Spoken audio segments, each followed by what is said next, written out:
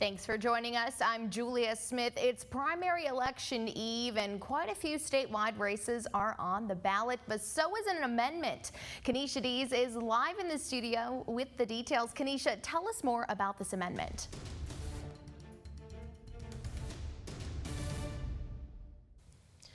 That's right, Julia. Voters will see statewide Amendment 1 on the ballot tomorrow. It's a yes or no vote to allow the state to borrow $85 million to fund state parks and historical sites based on House Bill 565. I spoke with League of Women Voters of Alabama President Kathy Jones, and she provides context to what this all means.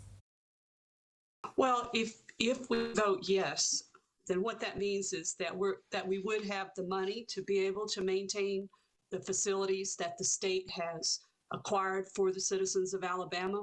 It also would provide funding to help protect the biodiversity that Alabama has. Here's what happens if the majority of voters mark no on the ballot. The downside would be if we don't get this funding, then a lot of the state parks would not be maintained, and the Department of Conservation is managed by the Department of Conservation and Natural Resources, and the historical sites are managed by the Alabama Historical Commission. We asked if the amendment will have any bearings on the Alabama Memorial Preservation Act. That's a different law. The Public Affairs Research Council of Alabama also shared this regarding Amendment 1. Quote, the $5 million set aside for the Alabama Historical Commission can be used to improve and maintain any of the historic sites or parks under its supervision, except for the Confederate Memorial Park in Marbury. The amendment specifically prohibits using the bond money there.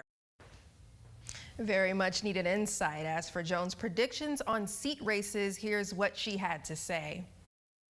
There are so many people running on both sides, on the Senate, on the governor's race and the Senate. You've got several candidates on the Republican and the Democrat side.